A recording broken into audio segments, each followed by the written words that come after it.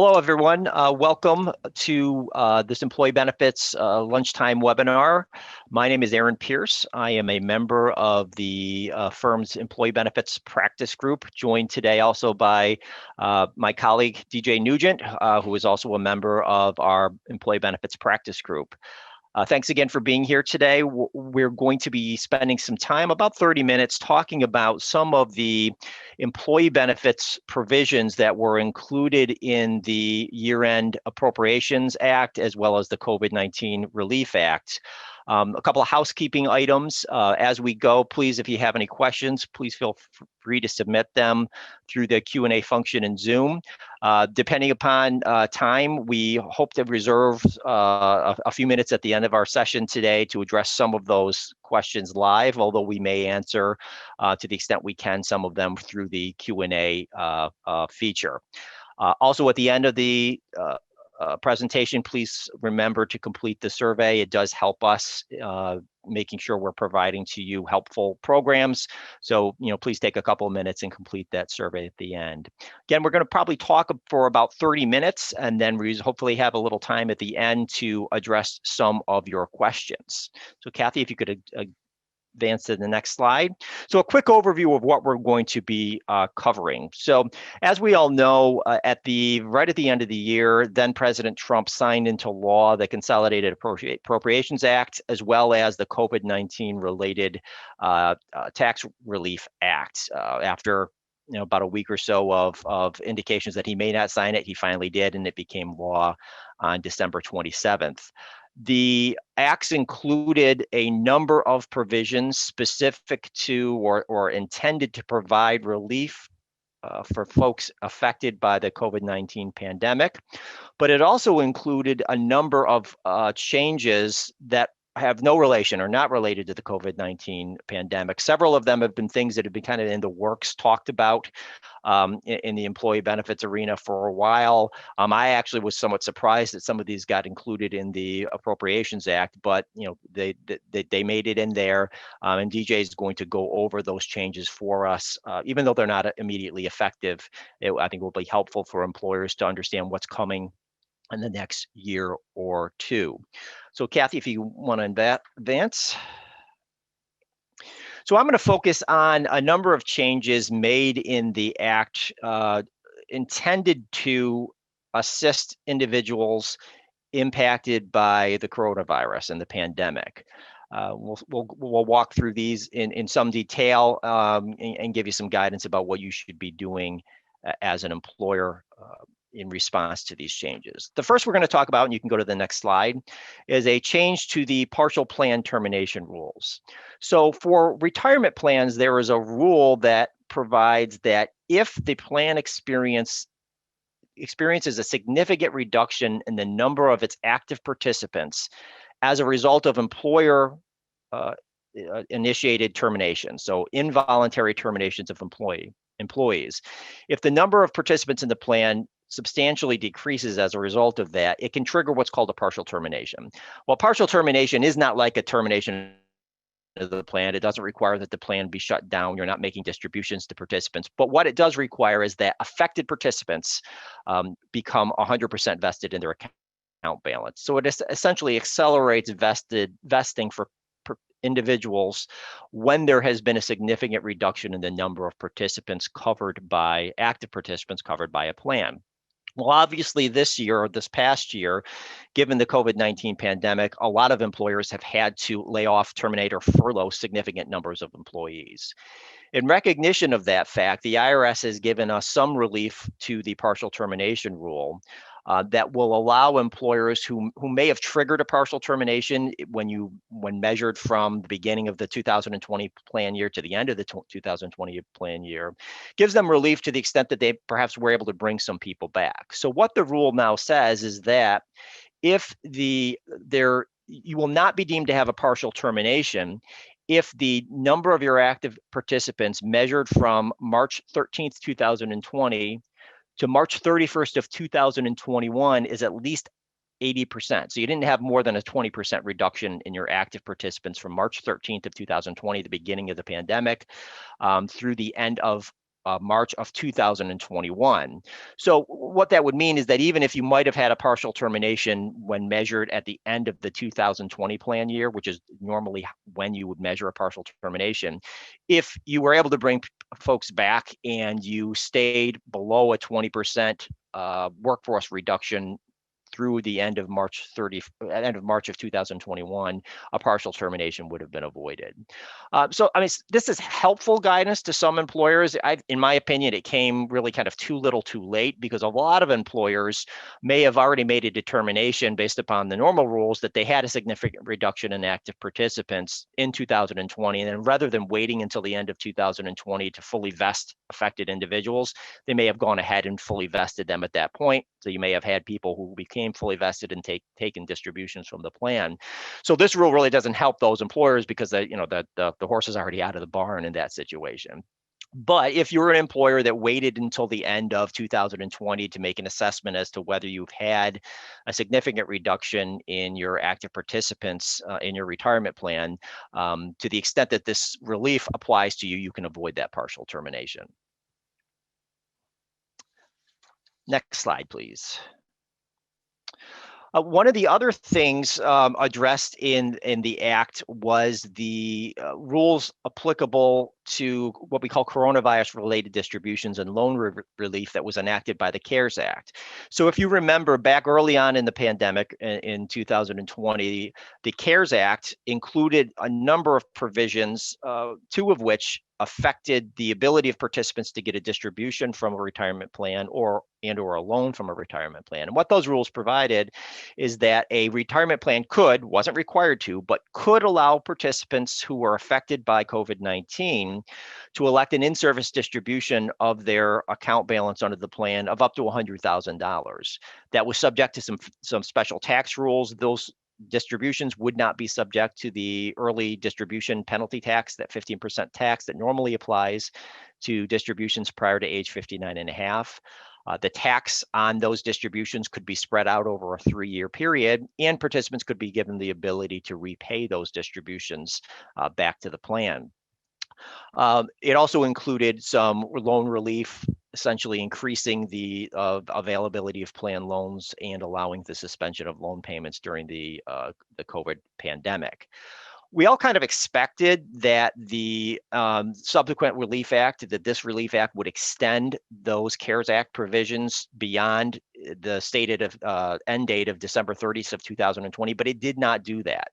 So there was no extension of the CARES Act distributions or loan rules beyond the end of 2020. Whether that may be resurrected as part of President Biden's Relief Act remains to be seen. From the review I've done of the proposals, it doesn't appear that that's in there, but it is certainly possible that that additional COVID relief act that the Biden administration is proposing may end up including an extension. But as of this point, we don't see any indication of that. One thing the year-end legislation did do, however, is clarify that coronavirus-related distributions could be available from money purchase pension plans. Money purchase pension plans are a type of defined contribution plan that are normally subject to rules that do not allow in-service distributions until the individual has attained at least age 62. So under the old CARES Act rules, money purchase plans weren't able to offer these types of in-service distributions, the $100,000 distributions. The year-end legislation extended the availability of that to money purchase plans, retroactive to the beginning of 2020. Again, it's a nice change, but in my mind, it came, quite frankly, a little too late. Most employers with a money purchase plan, if they were following the rules, wouldn't have offered in-service distributions from their money purchase plans because the CARES Act didn't permit it.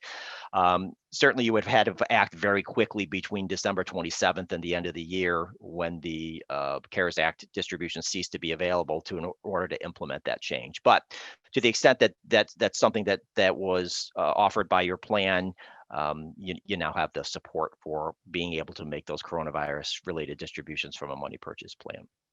Next slide, please. Interestingly, although the Act did not extend the coronavirus distribution and loan rules beyond the end of 2020, it did add a new opportunity for participants to elect an in-service distribution from the plan, or increased loan availability if the individual was affected by a federally declared disaster between January 1, 2020 and the COVID-19 pandemic. So what this was, and loan opportunities for individuals who served during this period.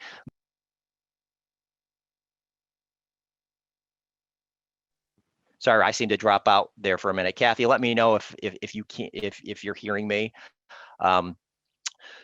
So what this did was allowed these same types of CARES Act distributions to people impacted by federally declared disasters during the period that's on the slide. And again, it was intended really to help folks that might have been impacted by the California and wildfires and the wildfire that were emergencies that were declared out in the West.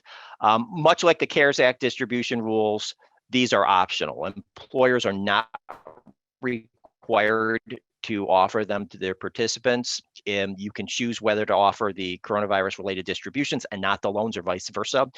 So they are not required changes, but employers who may have had employees impacted by other non-COVID disasters may want to make those distribution options available. If you do so, an amendment will be required, although the amendment does not have to be adopted immediately. Next slide, please. The other area where we got some significant relief for employees is in the area of health flexible spending accounts. So last year, through rulemaking and the IRS's interpretive guidance rules, we got a number of areas of relief and flexibility for flexible spending accounts. The year-end legislation really expands and extends upon that relief, and we'll walk through a number of those changes. I'll preface this with saying is, again, you are not required to offer any of these rules to your participants. So if you want to continue to apply the same FSA rules, the normally applicable FSA rules regarding elections and grace periods and rollovers, you can continue to do so. You are not required to provide this additional flexibility, nor are you required to adopt all of these. So you can pick and choose which changes you want to implement, which rules you want to offer to your participants. So you're not locked into offering all of them if you want to offer one of them. Certainly, before announcing any changes to your employees, you want to make sure that the changes that you want to implement are things that your FSA third-party administrator or provider is able to provide, is willing to provide. Most of the flexible spending account providers have gone ahead and offered the ability of employers to utilize all these changes, although that's not been uniform. I have certainly seen a couple of FSA providers that have not offered the ability to do all of these things to their clients. So again, before you communicate any changes to your participants, make sure you check with your providers that they can in fact implement these changes. So what are the things we can do? Well, first of all, under the Act, flexible spending accounts, both Health Flex and dependent care assistance plans, can permit election changes for plan years ending in 2021 without regard to whether the employee has had a change of status under the normal rules. So we had relief through the end of 2020. That's now been extended through 2021.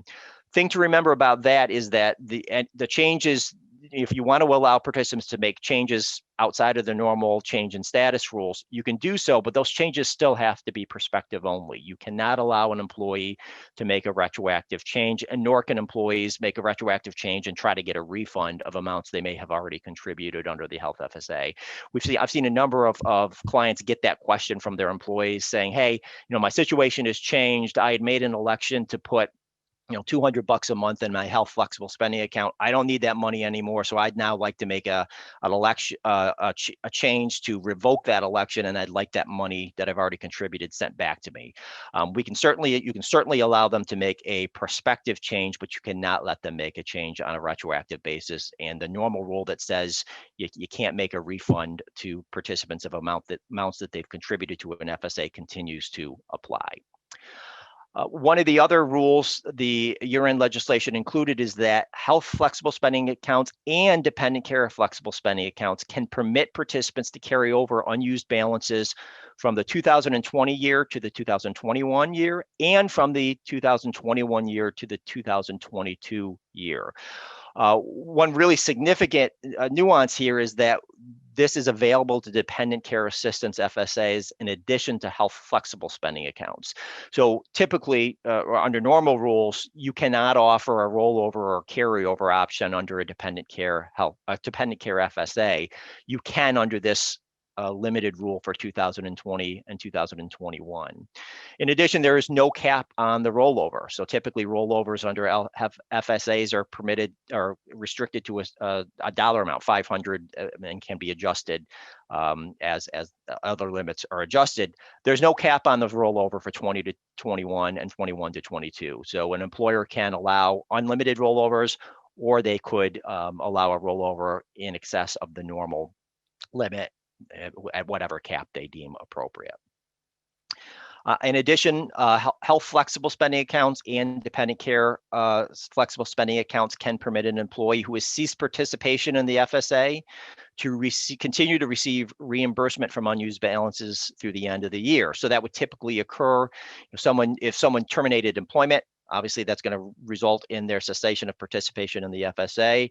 Under normal rules, once that individual has ceased participation in the FSA, they could not submit reimbursement requests for expenses that they would incur after termination of employment. You can now allow them to do that through the end of that plan year. So again, it gives you additional opportunity to let your participants draw down on their FSA balances if you want to provide that.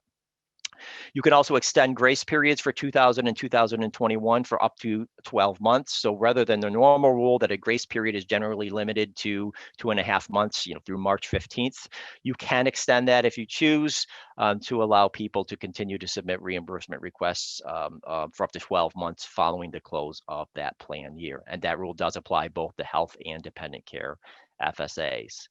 And the following change that was the final change that was made to FSAs relates to dependent care FSAs. Typically, once a child reaches age 13, they're no longer eligible. You're no longer eligible to get reimbursements from a dependent care FSA to reimburse their care. Under special rules that apply only for 2020 and 2021, you can continue to provide or to get reimbursements under depending upon when they turn those ages. So there are some restrictions on those rules, but generally it does give you the ability to continue to cover a 13 or 14-year-old under a dependent care FSA. Next slide, please.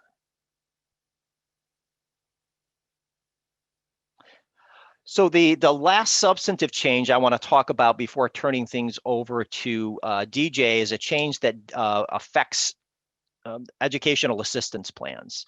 So one of the other changes that was made by the CARES Act was a change to educational assistance plans under Code Section 127 that allowed those plans to reimburse employees for repayment of student loan expenses up to the $5,250 annual limit that apply to Code Section 127 plan. So a Code Section 127 plan is a plan that an employer can make available to their employees to reimburse education expenses that the employee incurs. Typically, that's going to mean, okay, you have an employee that wants to go and take a couple of college courses. They want to work on a degree. You can, if you have a 127 plan, reimburse those expenses up to $5,250 a year on a tax-free basis. Under the old rules, you couldn't reimburse them for student loan expenses, so you couldn't use it to help someone repay their student loans. The CARES Act allowed a Code Section 127 educational assistance plan to reimburse student loan repayments up through December 31st, 2020, and that has now been extended through the end of 2025. So an employer does have the ability, if they choose, to amend their educational assistance plan to allow student loan repayments to be reimbursed on a tax-free basis through the educational assistance plan. Keep in mind a couple of things. It is still, 127 plan is subject to eligibility and non-discrimination rules. So it generally has to be made available to a non-discriminatory group of employees. It couldn't be used just to provide reimbursement of student loan payments for highly compensated employees or executives. So it generally have to be offered on the same basis as your other educational assistance under the 127 plan are offered. The other thing to keep in mind is a 127 plan does require a written plan document. Although it is not an ERISA plan, is not subject to ERISA's fiduciary duty rules, the Internal Revenue Code does require that a educational assistance plan be maintained in accordance with a written plan document that includes specific rules reflecting the requirements under the code. So if it's something you want to do, you've now got the ability to do that for through the end of 2025, but you need to make sure your plan document is amended to reflect that. And then speaking of plan amendments, the next slide, you generally can implement these changes even before you adopt an amendment. So you could start offering the flexibility on a health flexible spending account. You could start offering educational reimbursements of student loan expenses under educational assistance plan, but ultimately you will need to amend the plan to reflect those changes. For changes that affect 2020, the amendment generally has to be adopted by the end of 2021, and for changes that will be effective in 2021, the amendment would have to be adopted by the end of 2022. So with that, I think I'm going to turn things over to DJ to talk about some of the non-COVID-19 related changes, and then we'll be back at the end to address some of your questions. Thanks, Aaron. Can you go to the next slide, please, Kathy? Thanks. So like Aaron said, he talked about the employee benefits changes in the Act that related to COVID-19 relief. I'm going to give an overview of the changes in the Act that are kind of systemic changes to employee benefits, specifically health and welfare plans. Like Aaron said, these changes are coming down the line. Most are going to take effect in January of 2022. So there is time to implement them. We anticipate that further guidance is going to be issued on these changes. So I'm just going to try to give an overview of what's coming and not get too into the weeds on anything. I'm also going to try another preface is these changes apply to both fully insured plans and self-funded group health plans.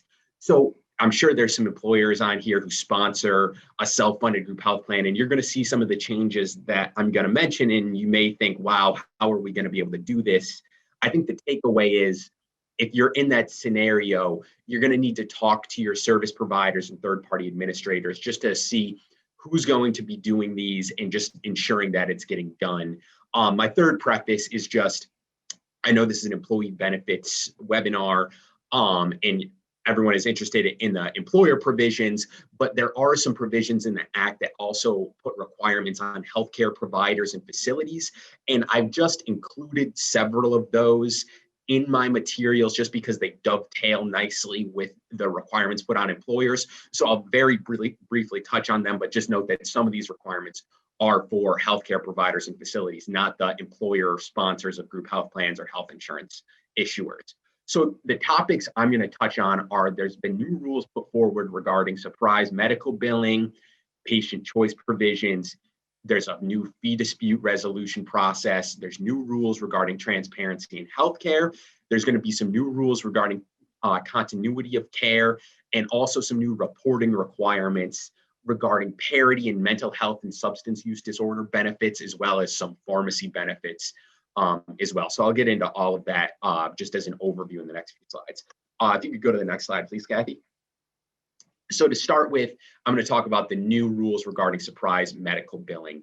And the surprise medical billing rules really fall into three categories: emergency services, non-emergency services that are performed at a facility that participates in the plan, but by a provider who does not participate in the plan, and also air ambulance services provided by non-plan participating providers. So generally, I'm going to start with the emergency services.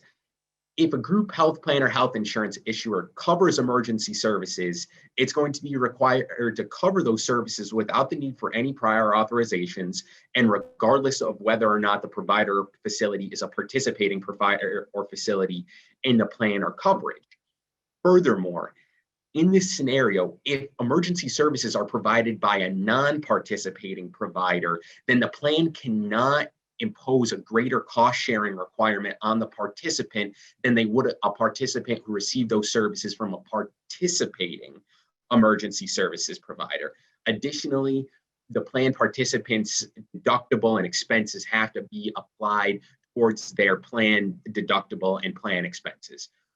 I'm going to get into this a little bit further when we're talking about independent dispute resolution, but there's also going to be some special payment rules in this scenario that a plan either needs to pay those bills to the providers or deny those bills within a certain period of time. Similarly, for non-emergency services that are provided by non-participating providers at certain facilities, which are generally going to be the participating facilities, if the plan or insurance coverage is going to cover those services, it's going to have to cover those services without imposing a greater cost sharing requirement to the participant, and calculate the total and the cost sharing as if that amount would have been charged to the participant by a participating provider. Again, those special payment timing and independent dispute resolution for the payment processes, those will come into effect here as well. The third category is air ambulance services by non-participating providers. These can be very expensive when provided by non-participating providers. So the Act says if the plan or insurance issuer covers these services by participating providers, it's going to have to cover those services from non-participating providers without a greater cost share to the participant. And that cost share is going to have to be calculated as if the total amount was the total amount provided by a participating provider. And this is also going to be subject to those timing rules as well. Another aspect of the surprise medical billing provisions is the claims review procedures, the external review provisions that fall within those claims review procedures. They're going to be applicable to group health plans and insurance issuers as well with respect to these surprise medical billing provisions. And like I said on the first slide, these are going to take effect for plan years or contracts entered into on January 1, 2022. Next slide, please, Kathy. Another provision in the Act was patient choice provisions. So essentially what the choice of primary and pediatric care professionals provision says is if the plan or insurance requires or allows participants to designate a primary or pediatric care professional, the plan has to allow the participant to choose the professional that they want, so long as the professional is willing to accept the participant. The other provision has to do with access to OBGYN care. If the plan or insurance issuer offers those services, it cannot require authorization or referral in the case of a participant who's seeking coverage for OBGYN services from a professional specializing in that field. And again, these are going to take effect January 1, 2022. Next slide, please, Kathy. As I briefly mentioned in the surprise medical billing slides, there's a new system for fee dispute resolution processes. So to determine out-of-network rates to be paid by health plans, the plan or facility has 30 days, the plan and the facility or provider have 30 days to openly negotiate the amount that's due. If there's no resolution within those 30 days, either the plan or the provider or facility can initiate this IDR process within 4 days of the end of the 30-day period.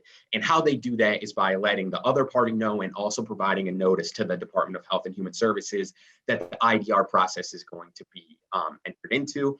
And in that case, a certified IDR entity will determine the payment due.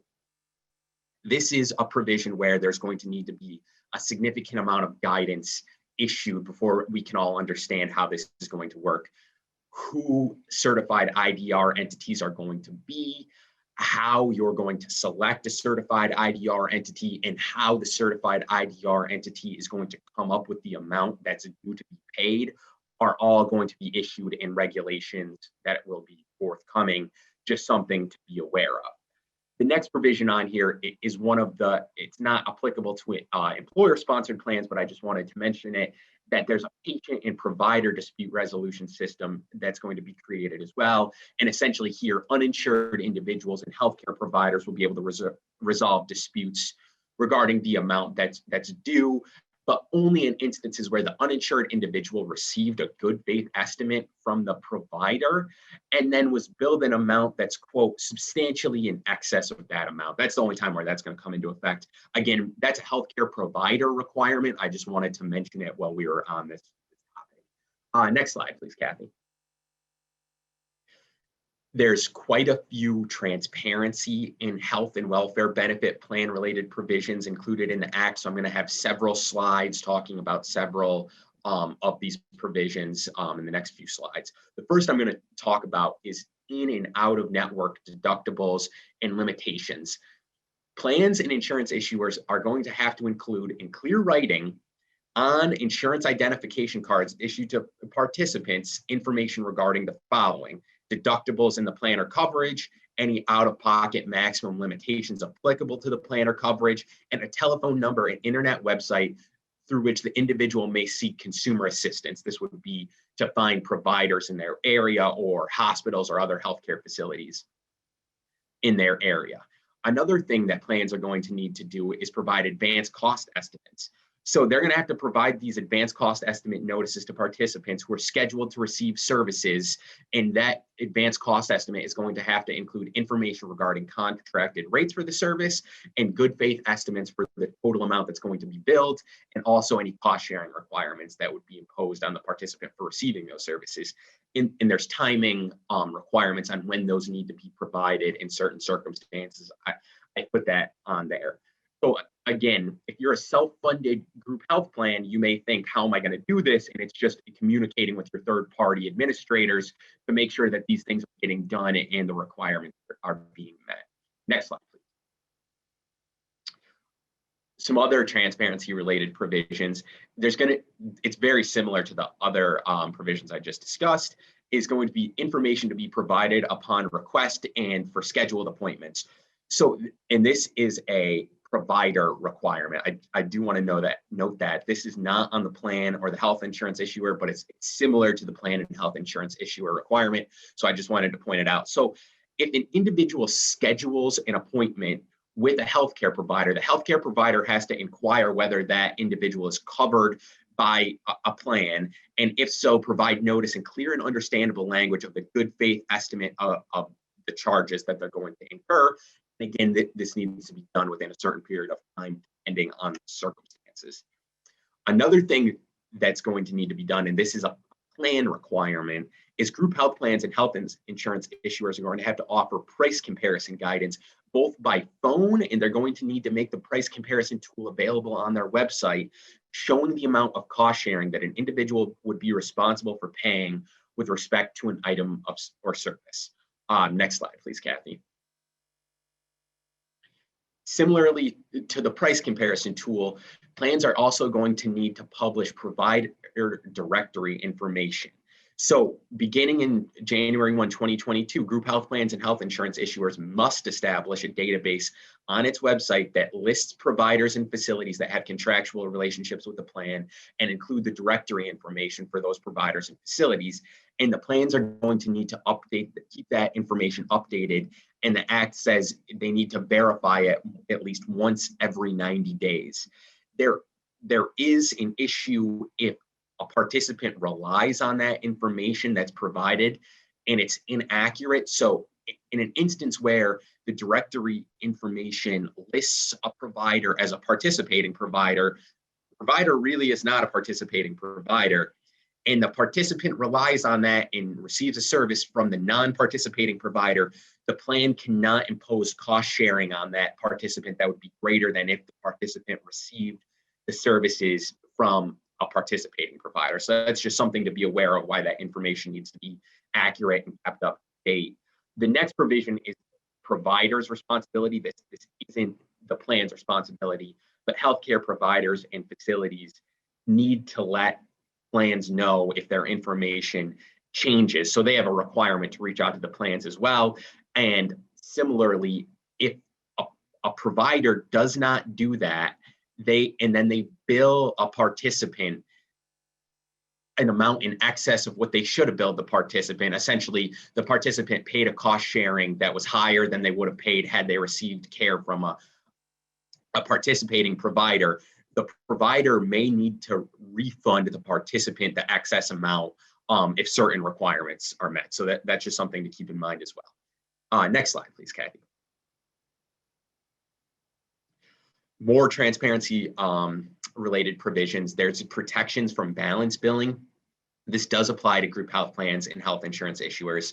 They're going to have to make publicly available, post on their websites, and also include an explanation in their explanation of benefits, information in plain language regarding the requirements and prohibitions on balance billing in certain circumstances. And this may also include state-specific laws on balance billing that may need to be required. And those notices and statements are also going to need to include contact information for federal and state regulators for participants to contact if they think the plan has violated those balance billing requirements. Another similar provision is the Act now prohibits gag clauses for price and quality information. This does apply to health plans and insurance issuers, and they're not going to be able to enter into agreements with providers or other similar entities, groups of providers, networks that would directly or indirectly restrict the plan or issuer from providing provider-specific cost or quality of care information, electronically accessing de-identified claims, or sharing that information or data with a business associate. Now, I will caveat that with all of that are subject to privacy rules such as HIPAA, but again, there is the prohibition on those types of gag clauses, and there's a similar requirement for health insurance issuers that offer individual health insurance coverage. Additionally, plans are going to need to attest their compliance with this requirement to HHS, I believe, on an annual basis, but we'll see how those attestation requirements are fleshed out in the regulations. Next slide, please, Kathy. Some continuity of care requirements in the Act. Various requirements are going to be imposed on health plans and insurance issuers when the contractual relationship between an individual's provider and the plan terminates. So essentially what this is getting at is if a participant is receiving care from a provider who is a participating provider under the plan, and then that provider terminates their relationship with the plan in certain circumstances and for a certain period of time, those participants are going to have to be required to be allowed to continue with that provider as if the provider was still a participating provider. And the providers are going to have to accept payment and adhere to the plan's policies for a certain period of time. So just something to be aware of there. Next slide, please, Kathy. The last substantive point that I want to make, these are reporting requirements, parity in mental health and substance use disorder benefits, and reporting pharmacy benefits and drug costs. So if group health plans or insurance issuers provide both medical and surgical benefits and mental health or substance use disorder benefits, and they impose non-quantitative treatment limitations on the mental health or substance use disorder benefits, the plan and issuer are going to have to perform and document comparative analyses of the design and application of the non-quantitative treatment limitations, and upon request, make those analyses available to federal and state authorities. And the point here is the Act wants to make sure that different limitations aren't being imposed on mental health and substance use disorder benefits than are being imposed on medical and surgical benefits. So the plans are going to need to make these reports, and have them ready if federal or state regulators request them to review. And the last thing I'll mention is that plans are going to have to report to the federal government information regarding their pharmacy benefits and drug costs. These are going to be things like the cost of the 50 most frequently provided drugs, or just a list of the 50 most provided drugs. There's quite a few things that need to be reported, and we anticipate that there's going to be some guidance issued on this as well. So just something to look out for. So with that, I'll turn it back over to Aaron to see if he wants to address any questions. Thanks, DJ. As that presentation made clear, I mean, these changes are very detailed and somewhat comprehensive. The good news is that for employers that are utilizing insured products for their health insurance, most of the compliance burden for these changes will fall upon the insurer. For employers that are self-funded, so are offering self-insured group health plans, again, although those requirements are going to be imposed on those self-insured plans, in most situations, these are things that you're going to be relying upon your TPA or claims administrator to provide, but it will require a more active involvement by the employer to make sure that the TPA is addressing those rules when they become applicable at the end of next year, at the end of this year. With that, I want to just address a couple of questions that came in through the Q&As that really address all the questions I think related to health flexible spending accounts or flexible spending account changes. And the overarching question is, what kind of flexibility does the employer have to offer these rules or not? And the good news there is that an employer does not have to offer any of the FSA rules, the exceptions to the normal rules. And if it does choose to offer one, it doesn't have to offer them all. And to the extent that you decide to make one of them available, for example, if you decide to allow rollovers above the $500 limit, that doesn't mean you have to make it unlimited. You could choose to impose another limit. So you could say, okay, we'll let your rollover amounts in excess of $500, but we're going to limit it to $1,200. So just because you want to make that flexibility available doesn't mean you have to make it unlimited. The other area where we see concerns from employers is election changes, right? I mean, so we certainly can give employees the ability to make election changes for their FSA outside of an open enrollment, but that doesn't mean we have to open the floodgates. We can put restrictions on those rules. We can say you can do it in one situation, but we're not going to allow you to do it in another situation. That does highlight again the need to make sure you're consulting with your flexible spending account administrator to make sure they are able to facilitate the changes that you want to implement, and that they're able to impose any restrictions that you may want to impose as well. So it requires a conversation with your FSA administrator. Most of your FSA administrators, or at least most of the ones that I have dealt with, have been pretty flexible. They want to offer employers the ability to implement the relief that they think is appropriate for their employees, but you want to have that conversation ahead of time before you roll that out, certainly.